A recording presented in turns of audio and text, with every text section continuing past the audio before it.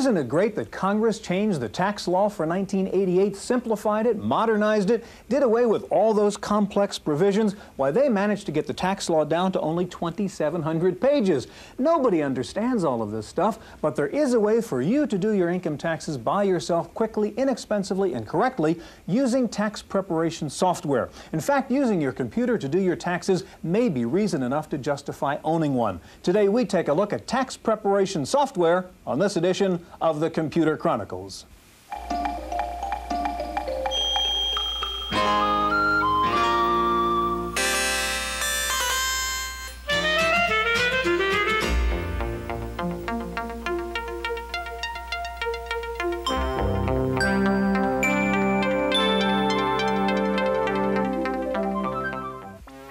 The Computer Chronicles is made possible in part by CompuServe, featuring an online reference library, Wall Street reports, at-home shopping, airline reservations, games, and hundreds of other services. CompuServe, helping people get the most from computers. Additional funding is provided by McGraw-Hill, publishers of Byte. Byte's detailed technical articles on new hardware, software, and languages cover developments in computer technology worldwide. Welcome to the Computer Chronicles. I'm Stuart Chaffee, and this is Gary Kildall. Gary, it's income tax time again, as you know, and that means we've got to do our income taxes. A couple of ways you can get help. You can go to the bookstore and buy these kinds of things, which can help you do your taxes. But better yet is to buy the software that these same guys are writing right now, because all the rules, the logic, and the strategy that's in the books is in the software. For example, this is TurboTax from ChipSoft. It not only tells you how to depreciate and amortize, it does the depreciation for you. It does the amortization for you. It automatically moves the numbers up and back from federal returns to state returns and so on. They're pretty impressive, but it seems to me when you think about these things, it's really just a vertical application of a spreadsheet, isn't it? Well, Stuart, it is in a sense. Any vertical application is exactly that. You take a general technique like spreadsheets and you apply it to a specific problem. In this case, it'll lead you through the steps required to enter the numbers and things of that sort. The advantage, of course, with these programs, you can play what-if games with it. You can juggle a number around and see what it does at the bottom line.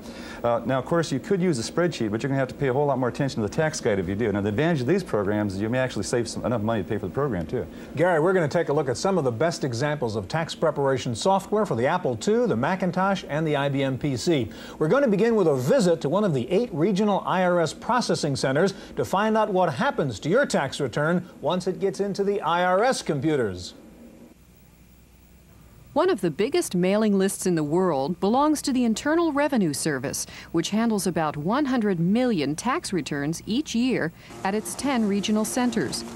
Close to 20 million returns pass through the office in Fresno, California, and most of them are still handwritten.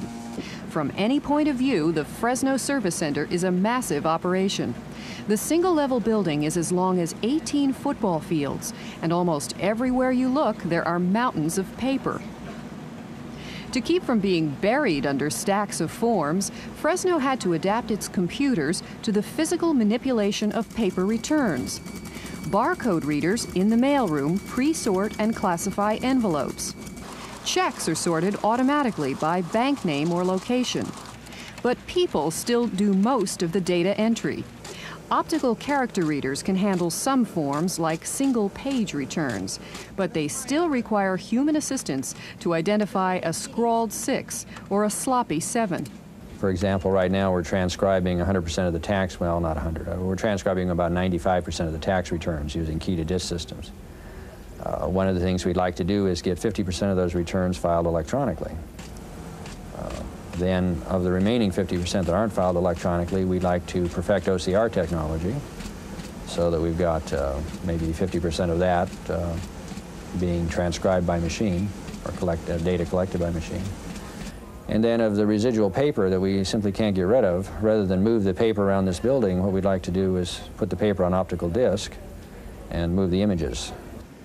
Although a great deal of calculating goes on at the center, it is not of the number crunching type, so computers are there mostly for data entry and retrieval.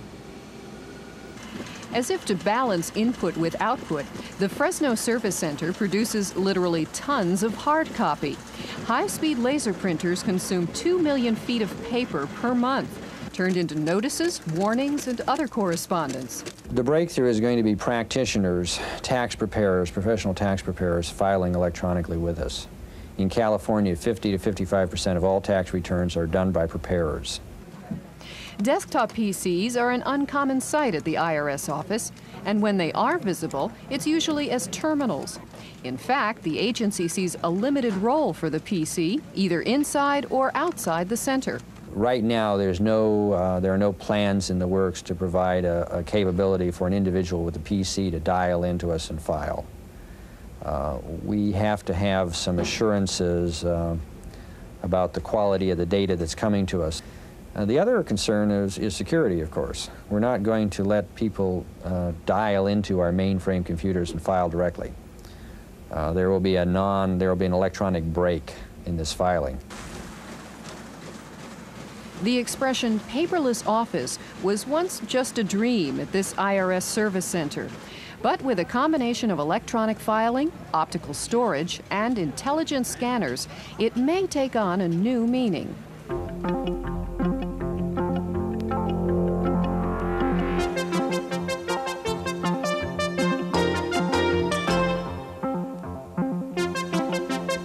Joining us in the studio now is Nicholas Kofsky-Sky, the president of Sky Computer Resources of Portland, Oregon. Next to Nicholas is Ed Tittle, contributing editor to Magazine and the author of several articles on tax preparation software. Ed, most people just take their pile of receipts and W-2 forms down to the local office to have their tax prepared. Why would anyone want to use a computer program?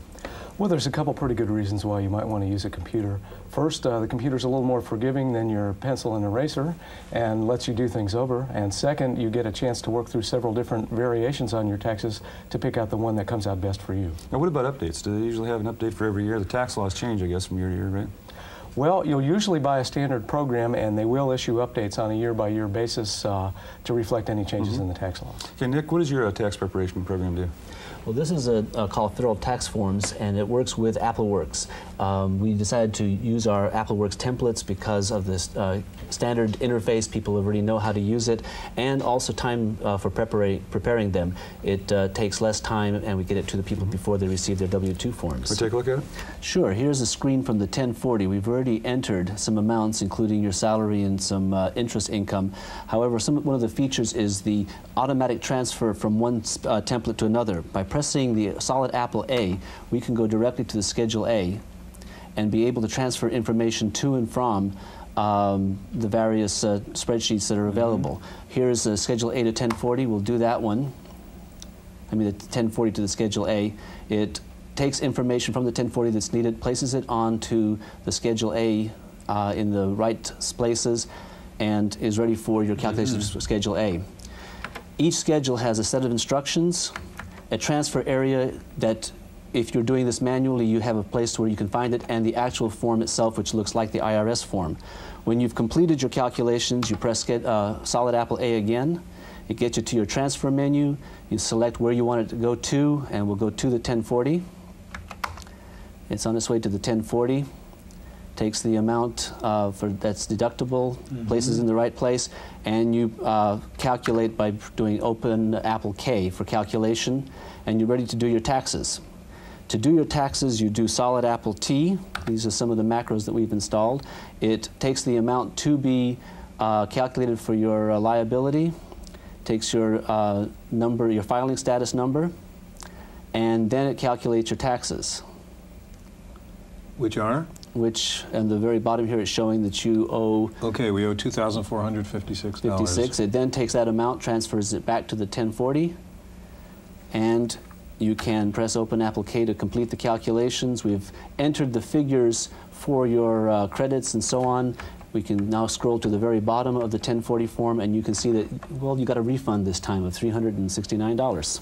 Nick, does your program let you print right onto the 1040 form then? Yeah, it does, and it also prints the forms and schedules so that they come out looking very much like the tax forms themselves. And I take it this is at the low end cost-wise. How much does this program This cost? is $39.95 for the basic packet, and if there are additional forms that are needed, they're $5 extra per form. And do you need the 2GS to run this? No, you can use any Apple that can use AppleWorks, and also with the Apple III with 3 easy pieces.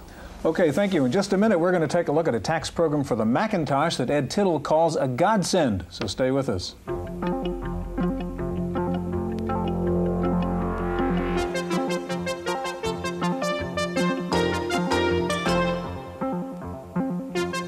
Joining us in the studio now is Susan Morgan, president of Softview Incorporated, the developers of Mac and Tax, and back with us again, Ed Tittle. Gary?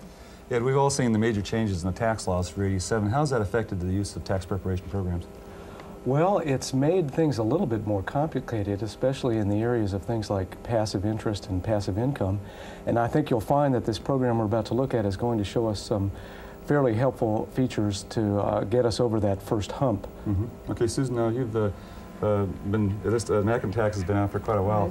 What major changes have you done for this year's tax? Well, we've added a number of forms and schedules. We now have about 50 form schedules worksheets. We compute things like passive losses and depreciation, and we've added a number of other features to the program. Could you run through it for us? I guess that's what Gary was asking too. Mac and Tax puts the form on the screen. As you can see here, we've already entered the name and the Social Security number.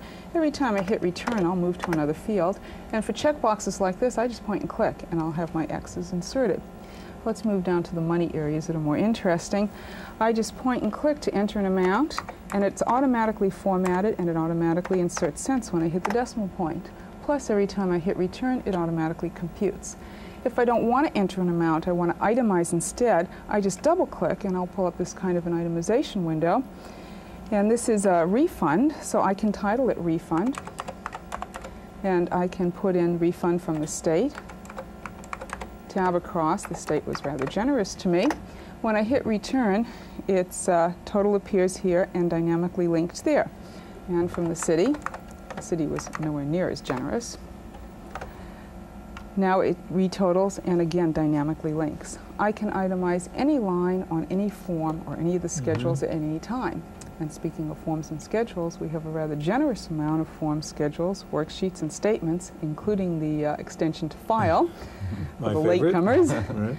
To access one, you just select it, and it appears on the screen, linking in the name and the Social Security number. And we'll put an amount in here. It automatically will total as soon as I hit return.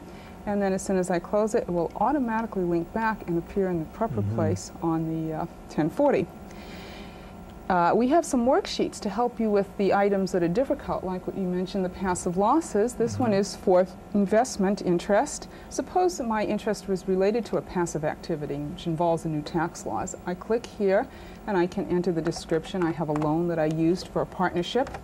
I'll enter the amount that I paid interest, and it will automatically compute for me the interest allowed and suspended. And then when I close this out, that's linked to the Schedule A and the passive loss schedule. If I had a question about one of the items, I wanted instructions, I would double-click on the form, on the text, and I have the IRS instructions on a line-by-line basis, exactly word for word from the booklet. And we can have them for all the forms and schedules just by double-clicking. And then when I'm done with the return, what I want to do is print it out, sign it, and send it in. And of course, you can do that printing all your forms and schedules directly onto plain paper. And Susan, these are the forms that Mac and Tax prints out? Right. This is the form printed on plain paper using a dot matrix and a laser printer, the form with all the data, and it prints all the forms and schedules this way. And this year you have Mac and Tax, in fact, on an IBM and a 2GS, don't you? Right, and it's under the name of TaxView on both those machines. You called this a godsend. Why do you like it so much? All you have to know is the numbers. It knows the rules. Okay, that's great. Okay, in just a minute, we'll see two of the top-rated tax programs for the IBM PC. But first, you know, many people are going to professional tax preparers this year to do their returns, but you'll find increasingly they're using computers and the same tax preparation software. Wendy Woods has a report. For the first time this tax year, Bob Smith, a veteran tax preparer, is using a computerized program to do the planning and preparation for his clients' tax returns. The program, which comes complete with its own PC, hard disk, and laser printer, is specifically designed for tax accountants. It's called Professional Tax Partner, and it contains nearly all the tax forms. As each form is filled out by the preparer, the program automatically calculates. This is a very, very important tool because I don't have to spend all of my time going through calculations and forms and making sure that I get everything on the right line and I don't transpose figures.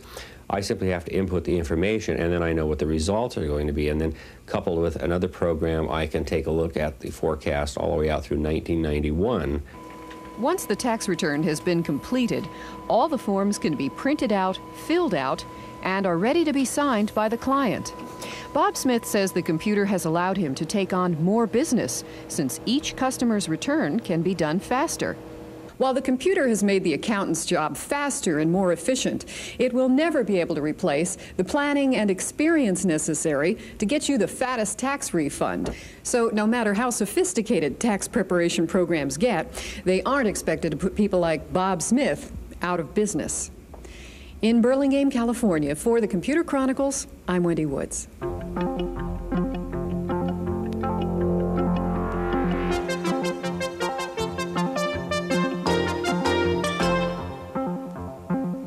With us in the studio now is Deborah Miller, Director of Marketing for Simon & Schuster Software, and next to her is Dr. Jim Howard, President of Howard Soft. Jim, we've seen a wide range of prices in the tax preparation software from less than $50 to several $100s. What do you get in, say, a $300 package that you wouldn't find in a, say, $40 package? Well, what you really get is tax depth and automation. The more expensive packages, of course, are designed for the involved return, not the simple return, not the typical under 50,000 family. But Okay, Deborah, let's take a look at what you have, which is what, about $69 you sell the last year program for? $69.95, right. And it's also available to last year's users of the program for $39.95 with proof of purchase. And one of the key features of our program, which we carried over from last year, is our unique interview section, which, if you answer a series of questions, will actually choose all the forms for you. So in case you didn't know, it'll pick it out right for you. Can you run us through the interview? Sure. We have a series of questions. We can toggle between yes and no by using the space bar. For instance, do you itemize deductions? Yes. Did you earn more than $400 in interest? If we say yes, we get an alert that we must file Schedule B. And this tells us that we have to remember to do that later. Suppose you're not sure what the answer to a question is. Okay, if we don't know that, for any form, schedule, or the interview, online help is instantly available by just pressing the F1 key. And it also references you to the appropriate section in the J.K. Lasser's tax guide if you need a more in-depth explanation. Okay. And then once we've completed the interview section, we are given a forms checklist with the flashing arrows there telling us which forms we're going to have to fill out, and we can add forms to that if we wish. Then we can go and get the actual form. Here's a 1040 we'll bring up and fill that out. And we can enter our data. And you'll notice that when we enter $1,000 taxable interest, we get another alert telling us that we must complete Schedule B. Then if we want to complete Schedule B at this point, we can just press F7. We fill in the amount, and then that amount is then lifted and placed in the appropriate line on the 1040, because all forms and schedules are linked, so you only enter data once, which saves a lot of time. Now, one feature of this program is you can compare two different alternative approaches, can't you? Yeah, that is a new feature that we've added this year to the program. And if we bring up the analysis section, we have two columns here. For instance, we can compare filing jointly or separately if you're married, input the data, and then see what our bottom line tax liability is going to be, and just press F5, and we can see that we certainly would save money filing jointly, about $5,000 worth of taxes. So this is a handy what-if scenario type of feature that we've added this year. And Deborah, the last year program runs only on the IBM incompatibles? That's correct. It runs on all of those machines as long as you have 256K. Okay, I want to ask you to slide the keyboard over to Jim, and I want to find out about Tax Preparer now. Jim, your program is at the top end of the spectrum. Gary was talking about $295. What are the power features that you get in that high-end program? Well, the real difference is that rather than forms fill-in software with a lot of IRS instructions on screen, we've implemented the IRS instructions in the software itself. So that in many cases, you don't even have to go to a form or schedule and fill in the data, because it's done for you based on raw data from other parts of the return. Okay, show us now how Tax Preparer works and how you do this. And your screens certainly look different from the other ones we've seen. Yeah, it's really different because we're not really filling in forms. We're just asking for raw data. And if we, in the first example, we'll go directly to Form 1040, line 17, and rather than filling out a Schedule E, I would itemize to Schedule E. I just pressed I at that point. And get something that sort of looks like a Schedule E, but it's our own format. If I go to the non-farm partnerships line, let's say I have I'm in a real estate venture in a partnership. So I get a K1 from that partnership. All I do is fill out the information from the K1 onto this worksheet, and the rest is totally automatic. Now, there's one bit of information that's different this year. That's the date you acquired the partnership, and that's important because of the new loss laws, of disallowed loss. You have to know the date. But just by entering that date, all of a sudden the return is no more complicated than it was last year because all of the rest is fully automatic. The disallowed losses are computed automatically. And to show this, I'll go to the total line. I'll zero out the amount that was done before and pretend like I haven't done this before. Okay. Now, ordinarily, what I would do if I were preparing a return, I would escape out now and print my return, and that would be the end of it. The calculations, transfers are all automatic. There's no keys for you to push. But for the TV screen, I'll force a recalc at this point just so that we can see it. And what it's really done in that time, there's the tax balance due, $837. What it's done in that time is followed these 16 pages of IRS instructions for Form 8582 for investments, filled out 5 worksheets for all the properties that I have in this return, created this 8582 because I certainly never did anything. I mean, I just went to Schedule E and filled out this worksheet. And all of a sudden, this becomes part of the return, and it appears when you print out the return. Now, Jim, when you're filling forms out for you and selecting the forms and so forth, is there any liability issue? Suppose I get assessed a tax at the end. Did you fill out the wrong forms? Well, I think what it really amounts to is that we have to work a lot harder at testing with our software than the other people do. That hasn't come up yet. No. No, but I mean, seriously, is that an excuse? I mean, suppose you get audited and you say, well, geez, I just did what the program told me to do. Well, no, the individual is always the one that's the person that signs the return is the one that, of course, is liable. And the individual or tax preparer, if a preparer is using this, is the one that's signing the return. So you're really an automated tax preparer.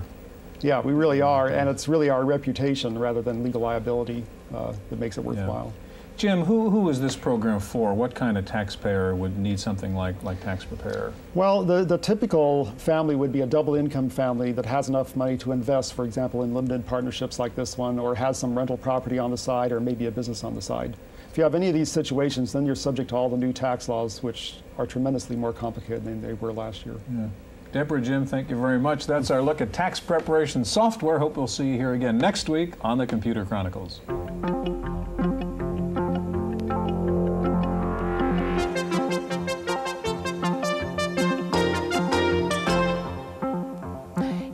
Access file this week, OS2 software is finally starting to show up. MicroPro has announced its OS2 version of WordStart 2000 will be available this summer. Software Publishing Corporation says its OS2 version of the Harvard Project Manager will be available this summer. Borland says it will soon be out with OS2 versions of Quattro, Paradox, and the Borland Developers Tools. And Zsoft says it has released the OS2 version of its publisher's Paintbrush.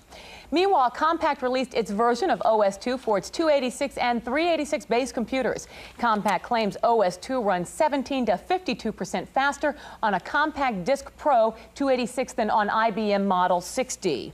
And IBM did some unusual leaking last week, talking about upcoming upgrades in the PS2 line, including a low-cost 286 PS2 and an eventual PS2 line built solely around the 386.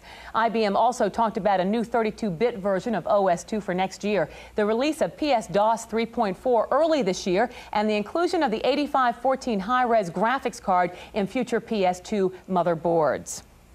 IBM execs also promised a new 3.5-inch hard drive with 100 megabyte capacity, a 5.25-inch hard drive with 500 megabyte Ts, and a new 2-inch hard drive holding 50 megabytes.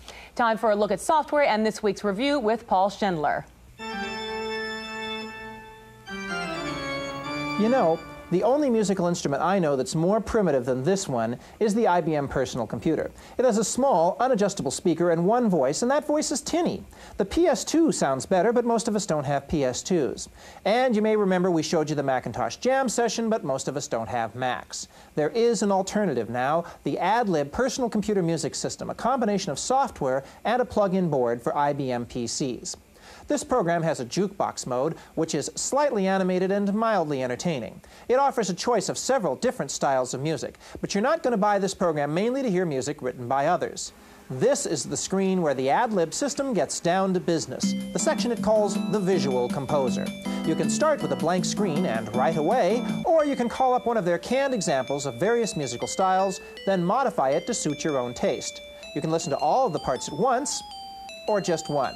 I can't say I care for the green screen, though. You could write, record, and playback some semi-serious music with the Ad-Lib personal computer music system, $250 from Ad-Lib Incorporated of Boston. For the Computer Chronicles, I'm Paul Schindler. Ashton Tate unveiled its new D-Base 4 last week, set for release later this year. It has a new look and feel, lots of new bells and whistles, and it can run under MS-DOS or OS/2. Eventually, the program crashed during the big announcement press conference last week. But developers say it is faster and easier to use than the older version. Stackworks has announced the availability of HyperCard tax stacks for Mac users. They're being offered as shareware on CompuServe and a few other networks. Tax stacks are available for most IRS forms, tables, and worksheets. Sharefare fees range between $10 and $20.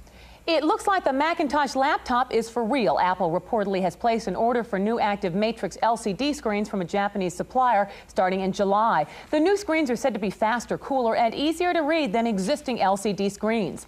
Atari is reportedly set to unveil its Unix workstation at the Hanover Computer Fair in Germany next month. It will use a 68030 chip. Atari may also unveil its long-rumored complete desktop publishing system, computer, laser printer, and software for under $5,000.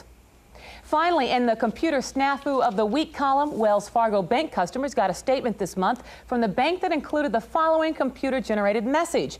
You owe your soul to the company store. Why not owe your home to Wells Fargo? An Equity Advantage account can help you spend what would have been your children's inheritance. Bank officials explained that a test message had inadvertently been inserted into that month's billing statements by a program with a, quote, misplaced sense of humor. That's it for this week's Random Access. I'm Cynthia Steele. The Computer Chronicles is made possible in part by CompuServe, featuring an online reference library, Wall Street reports, at-home shopping, airline reservations, games, and hundreds of other services. CompuServe, helping people get the most from computers. Additional funding is provided by McGraw-Hill, publishers of Byte. Byte's detailed technical articles on new hardware, software, and languages cover developments in computer technology worldwide. Transcripts of the Computer Chronicles are available online on CompuServe. Type Go Chronicles at any CompuServe prompt. If you'd like the CompuServe access number in your area or a free booklet describing how to use online services, call 1-800-848-8199.